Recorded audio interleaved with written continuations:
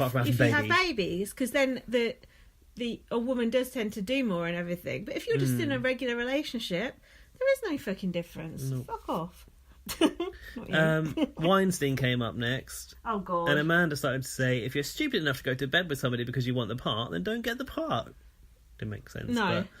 Well, there was a bit of victim blame. It wasn't Anne victim blame. Anne was going, you just say no. And then actually the most intelligent contribution came from Malika, who went, actually, because Jess was going, I'd be really scared if a man came at me like that. No, I thought that was fair that she said that. Yeah, but Malika was not like... Not everyone can say no. Not everyone's bold enough to say no. True, but I think that Jess was maybe misinterpreting how it may happen. And Malika was like, actually, that's not how it works. Right.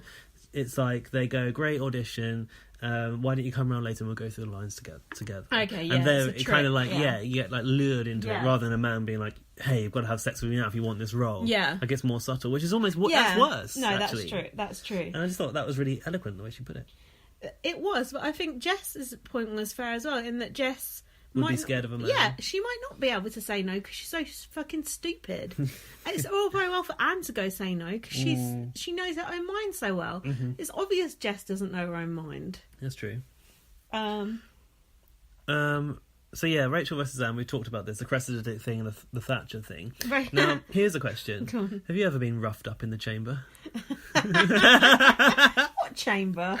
Anne was talking about a politician. She'd been roughed up in the chamber and she came out and she said, of course, because I'm a woman. And it wasn't because she was a woman. Because she was an idiot. She was absolutely useless or something like that. Fuck you, Anne. Do you think a woman's ever done anything that Anne approves of? No. No. You know what's pissing me off about bots though? They keep going about Anne being a cat lady and all this, and like Anne's got loads of cats. That? Few people. The audience or the panel? Yeah, like, she's like an old spinster. She's got loads of cats. Not saying that, is he? No, Rylan actually shut it down. Good. Yeah. It's like, there's nothing That's wrong with having boy. cats. Cats are nice people. Dear little people. Actually, my cat's not. Little arsehole. Even dead mice behind my new sofa.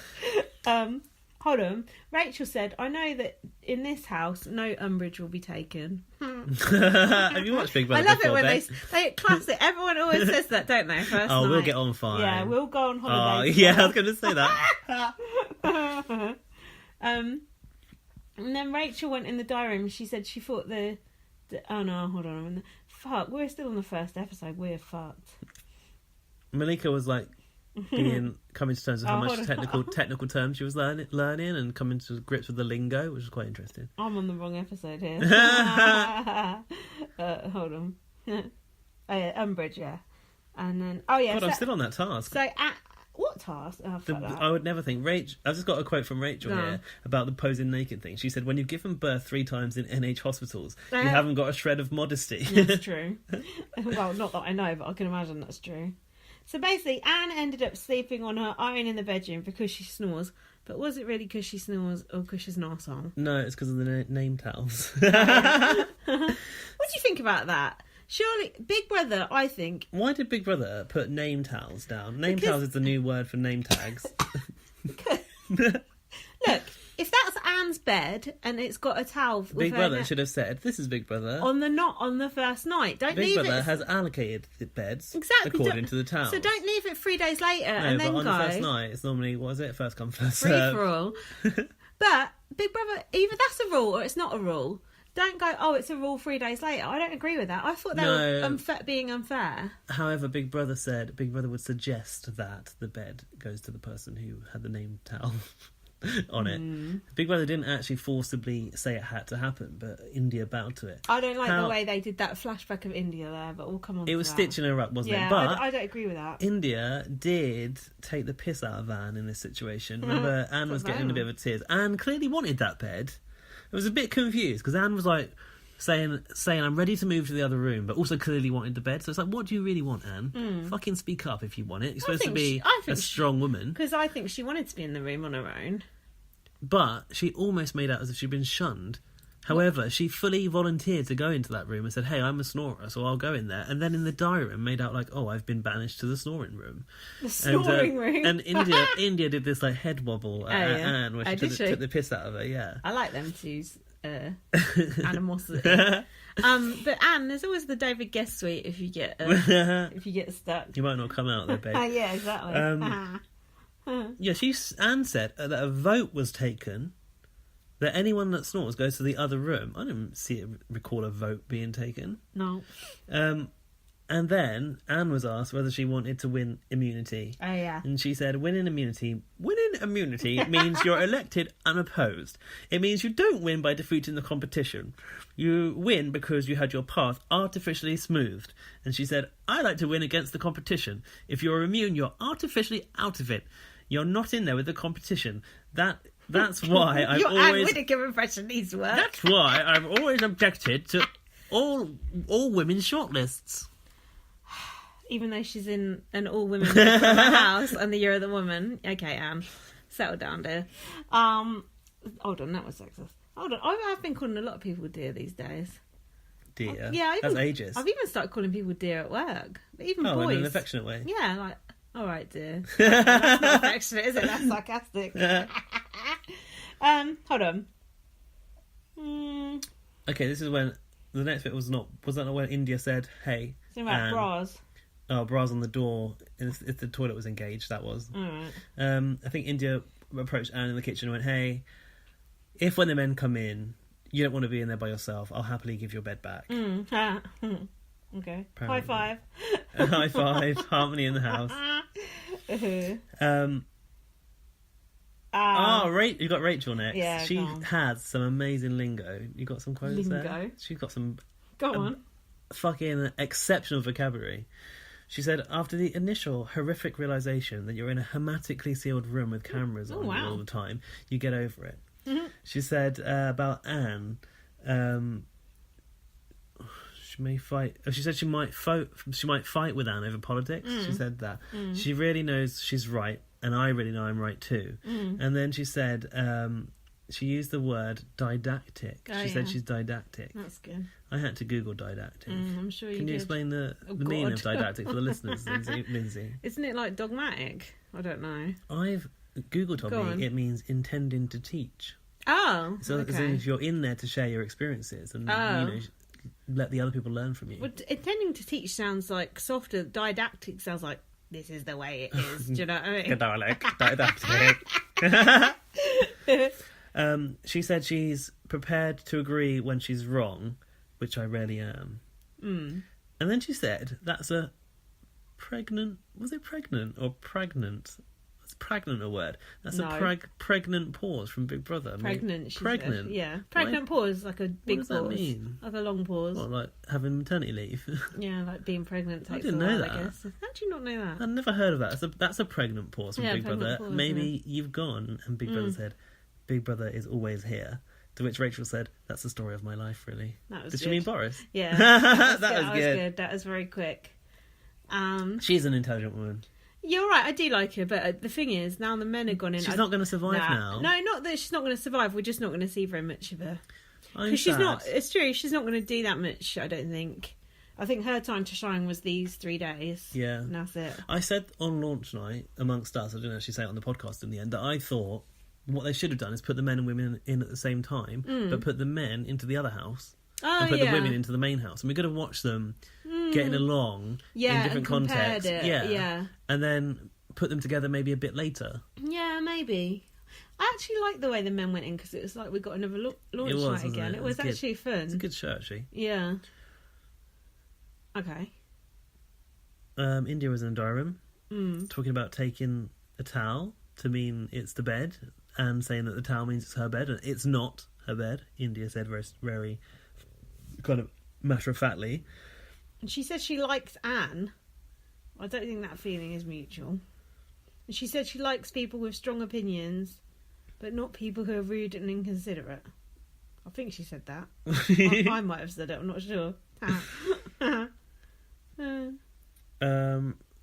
then Malika was confused about the English language and president because they were talking and... about loads of things that. But Malika's keeping up pretty good for all the differences in language. Not that it's a different language or anything, but she's holding her own in there. She doesn't seem fazed by it. No, she's good.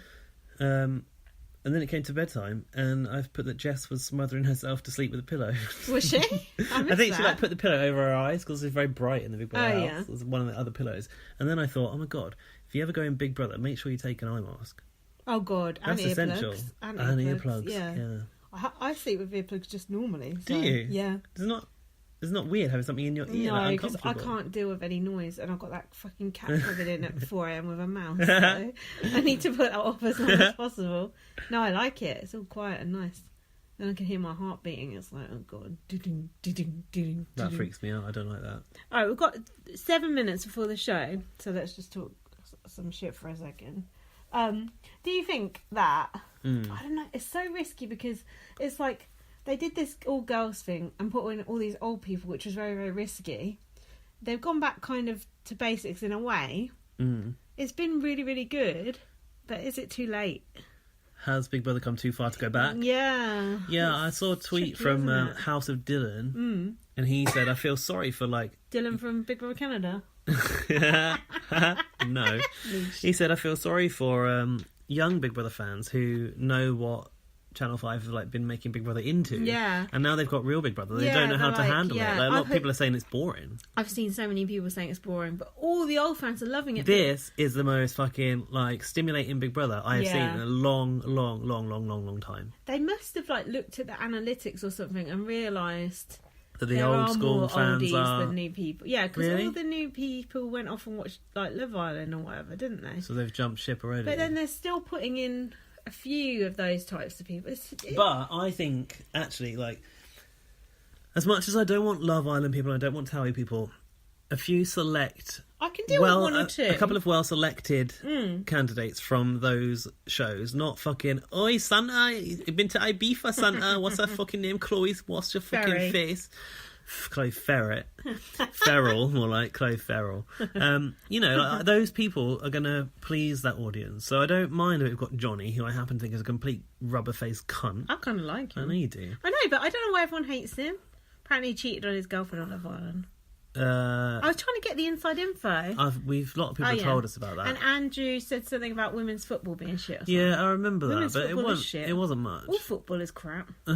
Anyone who likes football is disgusting. I hate football. It's homophobic and racist. Men's, women. Any woman who wants to play football, self-hating. Fuck football. I don't like football either. Obviously. Homophobe.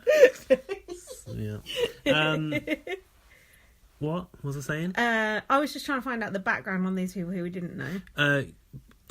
Johnny had a thing with Camilla, who was one of the biggest stars of the last series of Love Island. I think she was that bomb disposal girl. She was really hot. But don't you think he could be an interesting character, or you're not interested? I don't think he's interesting. He fits the fucking... Who's that twat? Dapper. No, from the last... Daniel Lloyd's ex. Oh, who was that? You said that Dapper looks... Oh, Jamie O'Hara. He fits a Jamie O'Hara mold for me. I'm not interested in that calibre of celebrity at all. He's an adulterer! But I feel that picking someone from Love Island who will bring in the Love Island audience is not a bad thing, necessarily. But, like you say, is the Love Island audience going to care about what Big Brother's delivering now? The proof of the pudding will be in what they focus on now in the highlights. In fact, this next show that we're about to see... Good segue there. Because it could really change. Yeah, it could be showmances and flirtation. Are they going to go down the showmance road?